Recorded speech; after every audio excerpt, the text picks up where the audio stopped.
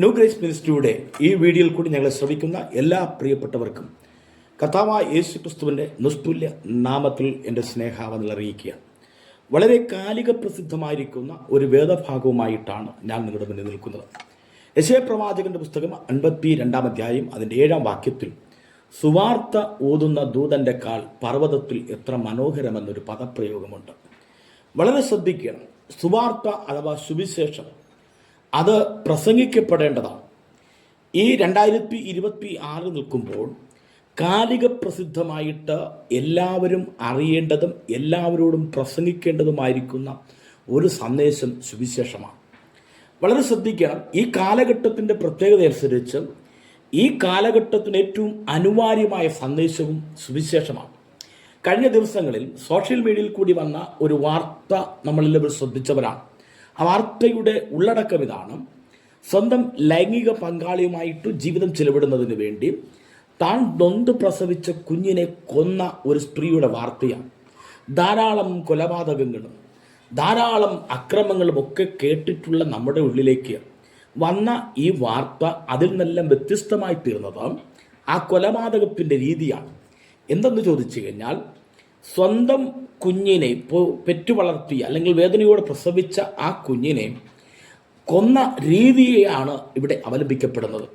അത് ആ കുഞ്ഞിനെ മാറോടണച്ച് മുലപ്പാൽ അമിതമായി കൊടുത്ത് ശ്വാസം മുട്ടിച്ചു കൊന്നു എന്നൊരു വാർത്തയാണ്.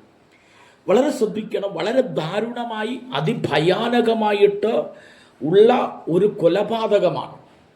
ഈ കൊലപാതകത്തിൻ്റെ പിന്നിൽ വ്യാപരിച്ച ഒരു കറുത്ത ശക്തിയുണ്ട്. ഇന്ന് മനുഷ്യൻ അരാജകത്വത്തിൽ ജീവിക്കുക, അസമാധാനത്വത്തിൽ ജീവിക്കുക, സന്തോഷമില്ലായ്മയിൽ ജീവിക്കുക. ഒരുപക്ഷെ ആ കുഞ്ഞിനെ മൃഗീയമായി കൊന്ന സ്ത്രീയോട് സമൂഹം കാണിക്കുന്ന ഒരു കാഴ്ചപ്പാട് ഏറ്റവും മോശം സ്ത്രീയായിട്ട് അല്ലെങ്കിൽ ഏറ്റവും വെറുക്കപ്പെട്ടവളായിട്ട് കാണുമ്പോൾ വളരെ ശ്രദ്ധിക്കണം. അത്രയും ഭയാനകമായ ഒരു കൊലപാതകം ചെയ്യുവാൻ ആ സ്ത്രീയെ പ്രേരിപ്പിച്ച ഘടകങ്ങൾ എന്താ? കേവലം ജീവിതത്തിലെ സുഖസൗകര്യങ്ങൾക്ക് വേണ്ടി മാത്രമല്ല, ആ വ്യക്തിയിൽ വസിച്ച അല്ലെങ്കിൽ വ്യാപരിച്ച പാപത്തിൻ്റെ അന്ധകാരത്തിൻ്റെ ശക്തിയാണ് നമുക്കിവിടെ കാണാൻ കഴിയുന്നത്. ഇത് ഒറ്റപ്പെട്ട സംഭവമല്ല. ഈ സംഭവത്തിൻ്റെ പിന്നിൽ ആ ഓരോ വ്യക്തികളിലും വ്യാപരിക്കുന്ന പാപത്തിൻ്റെ ഭയാനകമായ ശക്തി വ്യാപരിക്കുമ്പോൾ അതിൻ്റെ നടുവിൽ നമ്മൾ പ്രസംഗിക്കുന്ന സുവിശേഷത്തിൻ്റെ കാലിക പ്രസിദ്ധി എന്ന് പറയുന്നത് എത്ര വലിയ പാപത്തെയും പരിഹരിപ്പാൻ കഴിവുള്ള സുവിശേഷമാണ് നമ്മുടെ കൈ നൽകിയിരിക്കുന്നത്. നമ്മുടെ ചുറ്റുപാടുകളിൽ ഇത്തരത്തിലുള്ള പാപത്തിൻ്റെ അന്ധകാരത്തിൽ കിടക്കുന്ന ധാരാളം പേരുണ്ട്. അത് ഒരു സ്ത്രീയോ പുരുഷനോ എന്നല്ല, വ്യത്യാസമില്ലാതെ എല്ലാവരും പാപം ചെയ്ത് ദൈവതേജസ്സില്ലാത്തവരായി തീർന്നിരിക്കുക. ഇതുപോലെയുള്ള ദാരുണ സംഭവങ്ങൾ നമ്മുടെ സമൂഹത്തിൽ നടക്കുമ്പോൾ നമ്മൾ സുവിശേഷം പ്രസംഗിക്കേണ്ടതിൻ്റെ കാലഘട്ടത്തിൻ്റെ അനിവാര്യതയാണ്. ഇന്ന് സോഷ്യൽ മീഡിയകളിൽ ധാരാളം പ്രസംഗങ്ങൾ കേൾക്കാൻ കഴിയും, സുവിശേഷം കേൾക്കാൻ കഴിയുന്നില്ല. അന്യഭാഷകൾ കേൾക്കാൻ കഴിയുന്നു, സുവിശേഷ സന്ദേശം കേൾക്കാൻ കഴിയുന്നില്ല.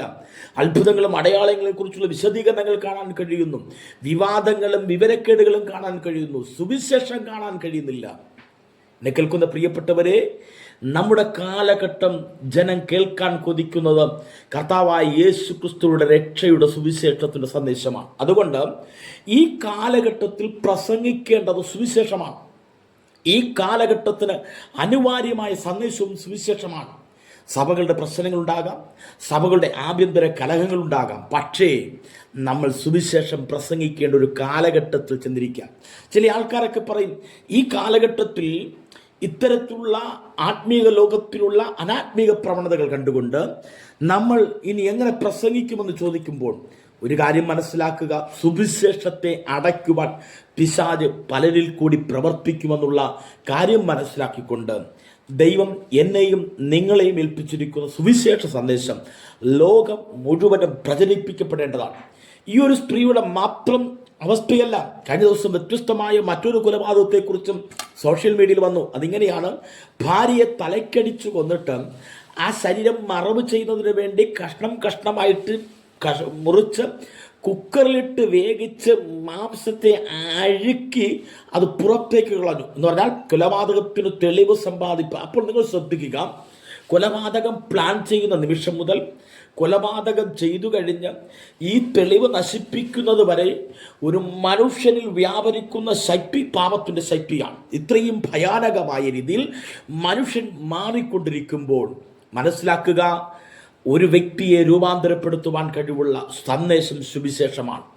ആ സുവിശേഷത്തെ മറയ്ക്കപ്പെടുവാൻ സഭകളുടെ ആഭ്യന്തര വിഷയങ്ങൾ ശ്രദ്ധയിൽപ്പെടുത്തിക്കൊണ്ട് ഇന്ന് ഈ കാലഘട്ടത്തിൽ കാണുന്ന ആത്മീക പോരാട്ടങ്ങളെ അതിജീവിച്ചുകൊണ്ട് നമുക്ക് ദൈവം നൽകിയ സന്ദേശം അത് കൈമാറേണ്ടതാണ്, പ്രസംഗിക്കപ്പെടേണ്ടതാണ്, അത് അറിയിക്കപ്പെടേണ്ടതാണ്. അപ്പോൾ സുവിശേഷത്തിന് ഈ കാലഘട്ടത്തിൽ വളരെയധികം പ്രസിദ്ധിയുണ്ട്.